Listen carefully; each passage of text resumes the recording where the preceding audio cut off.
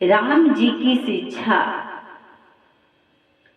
जब चारों भाई धीरे धीरे 3-4 साल के हो गए तो उसके बाद में राजा दशरथ और तीनों माताओं ने विचार किया कि राजा का कार्यभार संभालने के लिए ज्ञान की आवश्यकता होती है और ऐसी भी शिक्षा का बहुत ही महत्वपूर्ण होता है। जिसके पास ज्ञान का भंडार नहीं होता है वह भंडार रहकर भी ज्ञान की कमी में खाली हो जाती है।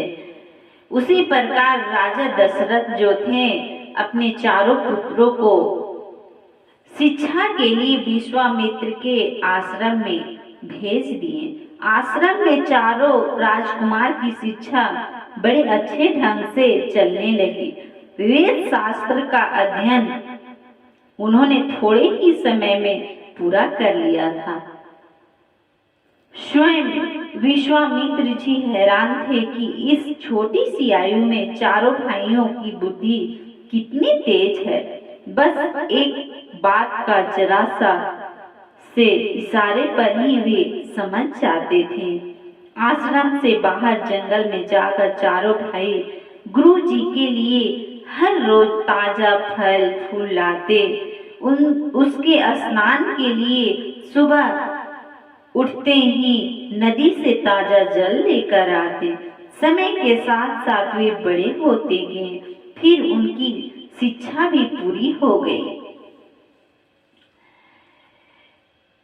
चारों भाई गुरु जी के साथ वापस अयोध्या आ गए। राजकुमारों के वापस आने की खुशी से सारे शहर में हर्ष फैल गया था।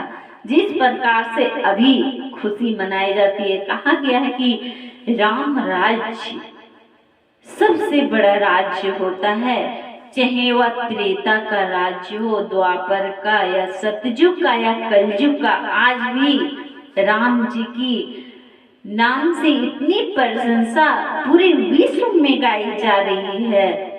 उसी प्रकार राजा रामचंद्र जी की आज ही नहीं त्रेता से चलता आ रहा है कि राम राज्य सबसे हर्ष, विश्व में सबसे खुशी देने वाले होते हैं।